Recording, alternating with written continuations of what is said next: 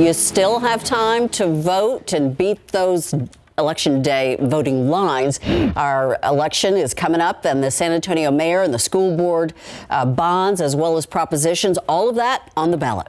Election Day is Saturday, May 6th. Early voting opens until 8 tonight and from 8 a.m. till 8 p.m. again tomorrow. Max Massey takes a look at the ballot and spoke with voters this morning who are headed to the polls. I've been all excited to come and vote. As you can see, I got my voting button here, and I got my little patch there that they gave me. Ruben Garcia was one of the first voters this morning at Lions Field, one of the thousands of San Antonians who already voted. Through the beginning of today, we had 57,000 people vote in person.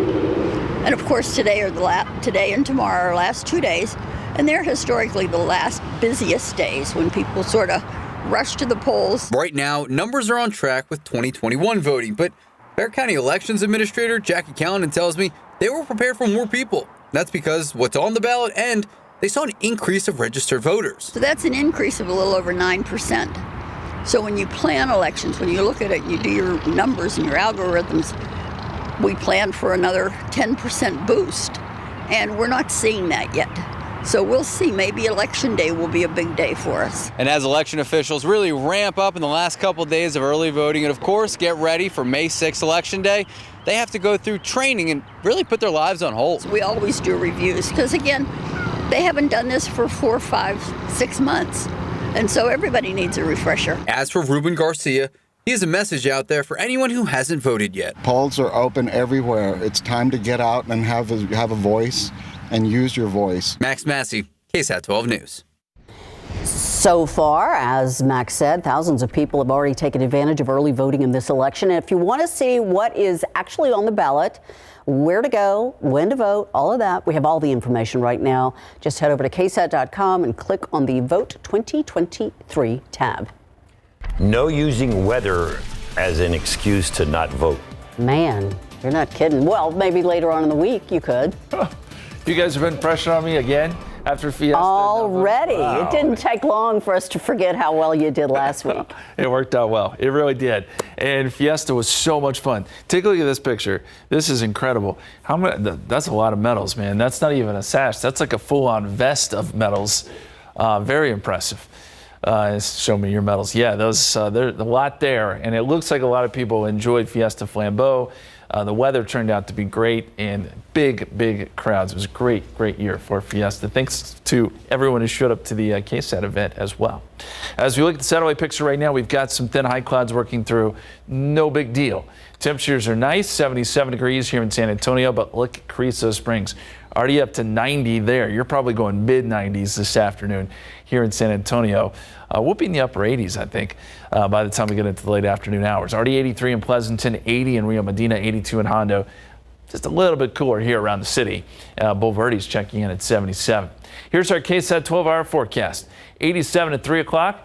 We'll be in the upper 80s by 5 p.m. And then tonight, you'll start to see clouds increasing. So by the time we get to midnight, it's mostly cloudy. And then we'll start to watch for some fog and drizzle showing up tomorrow morning. The humidity that we're going to see increase will eventually lead to some showers and storms, I think, by late week, some of which could be strong. So we'll talk more about that forecast for you coming up in just a few minutes. Guys. Thank you, Justin. New at noon. First Republic is now the third mid-sized bank in the U.S. to fail since March. The federal regulators have seized and sold financial institutions and now its assets as well. ABC's Lindsay Watts tells us who actually bought it and what it means for the entire banking industry. Dozens of First Republic banks opened this morning under a new name. In a deal brokered by federal regulators, financial giant J.P. Morgan Chase has acquired all deposits and most assets held by the beleaguered San Francisco-based bank and its 84 branches. The FDIC saying all depositors of First Republic Bank will become depositors of J.P. Morgan Chase Bank National Association and will have full access to all of their deposits. First Republic has been teetering ever since Silicon Valley Bank and Signature Bank were closed back in early March. This was the last of the ones that should face significant challenges. First Republic is the country's 14th largest bank, known for catering to wealthy clients. despite some of the nation's largest financial institutions, including Chase, injecting $30 billion last month to boost depositor confidence. Shares of the company's stock plunged 75% last week. That after the bank reported customers withdrew more than $100 billion in deposits following the collapse of Silicon Valley Bank. It is difficult, nearly impossible for any bank to survive that type of deposit outflow of their core deposits. The Treasury Department tells ABC News it's encouraged by the fact that JP Morgan has announced all deposits, insured and uninsured, will be made whole. JP Morgan CEO Jamie Dimon saying in a statement, "Our government invited us and others to step up, and we did."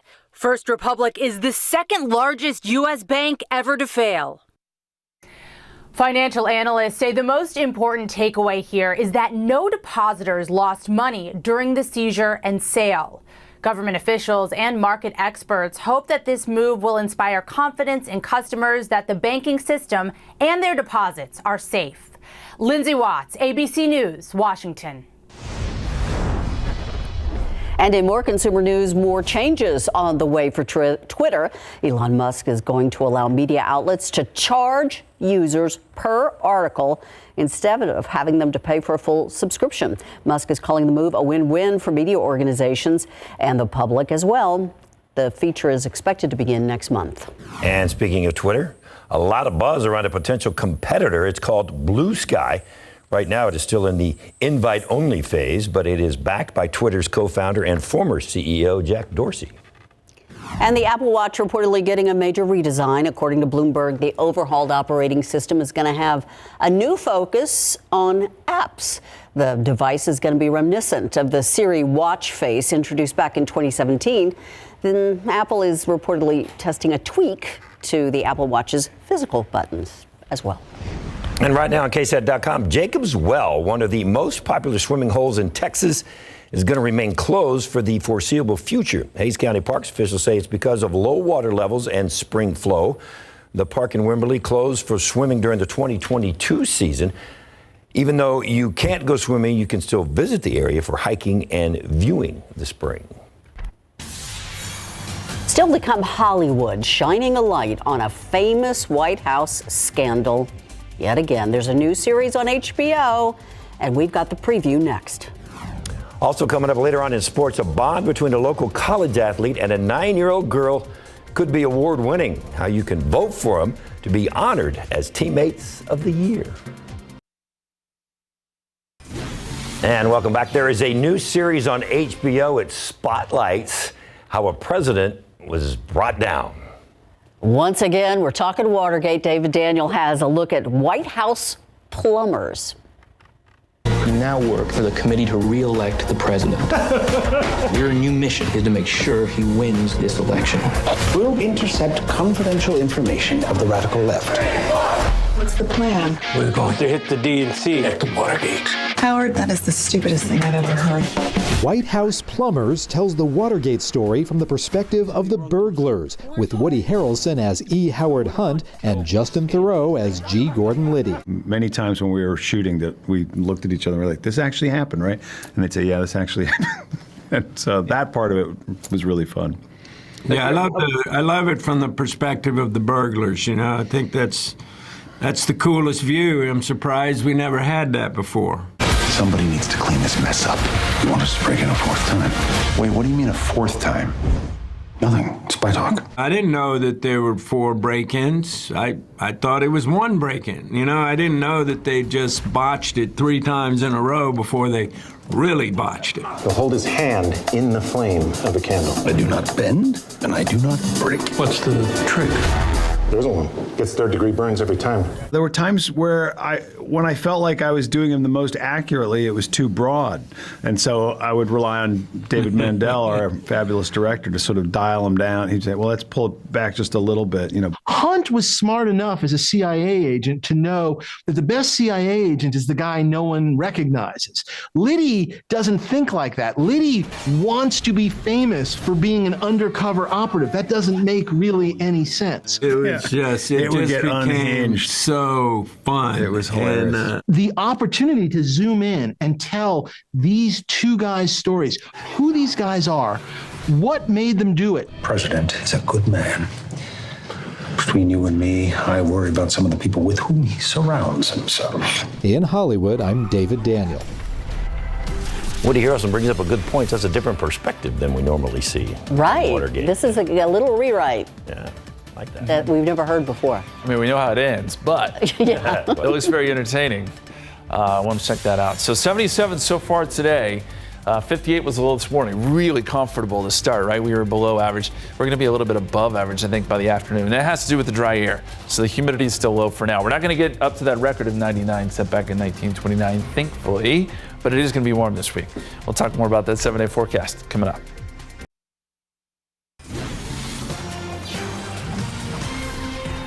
We got a good trend going. We do. I mean, by the end of the week, it might not be just trendy, but you know. We always can use a little more rain outside of a Fiesta parade. Rain's good. Severe weather's bad, but this time of year they come together, so we have to kind of take the good with the bad. And I do think that once we get some storms later this week, there is the opportunity that they could be strong to severe. It's just the way it goes this time of year. Let me show you what's going on across Texas right now, and the short answer to that is nothing. Nothing at all. We've got some high clouds moving through, but no rain. We're kind of in a lull. The big storm system moved off to the east coast, took a lot of the rain with it. Severe weather as well, but that's well to our east, and the rest of the country is kind of quiet, at least for now. And one thing that we've got to point out is the humidity. It's low. Dew points are in the 50s, so we're still in the pleasant category. Most of Texas dealing with that until you get down to Corpus Christi. Look at that dew point, 70. So that moisture's gathering right along the coast. And once we get our winds to switch around to the south and east, which happens a little bit later today, you'll start to see that moisture surging into our area. So by tomorrow morning, or midday tomorrow, we've got dew points in the mid-60s. And usually once we get that kind of initial surge of moisture, that's when we get some fog and drizzle. So we're probably going to see a little bit of that tomorrow morning too. You would never know it right now though. 79 at Stinson, 79 Kelly, 78 at Randolph. It's another beautiful day. Easterly winds right now, 5 to 15. So we're starting to see that switch around to more of a southeasterly direction. As far as temperatures go, this afternoon we make it into the upper 80s, near 90 in several spots. Carrizo Springs already at 90, so we're forecasting 96 down there. It's going to be a toasty one. And the dew point trend over the next 6 days, comfortable today. We see those dew points jump up tomorrow, and then they only go up from there. In fact, by Friday and Saturday, we've got dew points in the 70s. So that moves us up into the oppressive category. We can only avoid it for so long now that we're in May. It was bound to happen. Not only will it be humid, it will also be rather warm.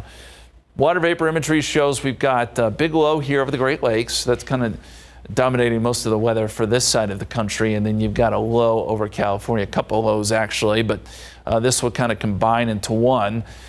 And it's going to sink south. Now this low does not move in our direction for a while, but it sets up the pattern to where we get little disturbances coming out of Mexico. And I think we'll get a few storms tomorrow out across West Texas. Chances are that's where they stay, but a few of them could drift to some of our western counties late tomorrow. So we'll put a small chance in there. And I think it's Thursday when our next best chance of rain comes along. Right now, 40% chance, and just the way it's setting up, we'll probably get some strong storms forming along a dry line. And as they move east, could affect San Antonio. We could see some pockets of heavy rain. A little too early to say that just yet. But that's kind of the general idea. And I think as we get into Friday, there could be more isolated storms popping up too, just the way the pattern is looking. So the Storm Prediction Center has already put out an area where they think there could be some strong storms Thursday night. It's a little early for them to do that, but sometimes they will. And so that's kind of the area initially that we're going to watch. That probably changes, at least the geography of that probably changes in the coming days, but a general idea for us. 83 on Tuesday, there is the morning fog and drizzle. 83 Wednesday, mostly cloudy. Thursday, the 40% chance of storms. That may linger over into Thursday night. Friday, we'll get another small chance. Saturday, another opportunity for showers and storms. That's kind of a stretch we'll have to watch as we are in the moving into May now in the heart of severe weather season. Guys. We sure are. Yeah. Thank you, Justin. And once again, coming up next, a remarkable bond between a local college athlete and a 9-year-old girl and how you can vote for him to win a major award. That's what a lot of baseball fans here in Texas wanted to see, a genuine Texas rivalry may start to develop. Last week, the Astros and Rangers were tied atop the AL. The Rangers have been playing good. The Astros, a little struggling. Yesterday, they were trying to avoid a sweep against the Phillies in a World Series rematch. It was a good start for the team. That's Jake Myers with a one solo shot deep, and that one was out of there. It was 3-1, bottom of the fifth. That's Kyle Tucker, little golf shot to left. Alex Bregman rounds third. He's going to score. It holds up. Game-winning run. Houston wins at 4-3. They will start a 3-game series against San Francisco tonight. Meanwhile, the Rangers going for the series win against the Yankees at home. Bottom of the first, bases loaded. San Antonio's Josh Jung. Boom! Gone. A grand slam from the MacArthur High School kid and also Texas Tech Red Raider. He opened the scoring. This is what he had yesterday. 2 hits, 3 runs, 5 RBI. Texas demolished New York 15-2. They win the series. They will host the Diamondbacks starting tomorrow night. And now to the baseball field in our own backyard. The Missions fell short in the season finale yesterday, 6-3, settling for a series split with Arkansas. Missions are now 10-10 on the season. They are off on a 6-game series against the Tulsa Drillers starting tomorrow night. Over the weekend, San Antonio FC outshot their opponent once again, but settled for a draw instead of a win. Saturday night at Toyota Field, Las Vegas Lights FC scored in the 12th minute, and they held on until Christian Pirano found the equalizer on a free kick from just outside the box. 42nd minute. That match ended in a 1-1 draw despite SAFC out-shooting Vegas 12-6. And looking ahead for San Antonio FC, they head to Las Vegas for a rematch with the Lights FC Sunday, May 7th. That'll take place at 5 o'clock. A local college athlete and a 9-year-old girl asking for your vote to be honored as Teammates of the Year. The award is from Team Impact. It's a national organization that tries to create close relationships between college athletes and kids with illnesses or disabilities across the country. Lee Waldman spoke with the pair, who are the only Texas team to be nominated. I'm going to probably teach you how to play Super Smash Brothers because it's no, you're not. Little Mia Perez and Haley Atwood play like sisters. Oh! It's definitely changed my life, meeting the whole family. Atwood is a guard on the UTSA women's basketball team. She and her teammates met Mia through Team Impact. It's an organization that pairs collegiate athletes with kids with disabilities or with serious illness, like Mia, who is battling leukemia. I'm going to go with her for her last chemo, and even just going to that, that will get her mind off of the needles going into her, and we'll be able to joke around and have some fun. We first introduced you to Mia last September during Childhood Cancer Awareness Month.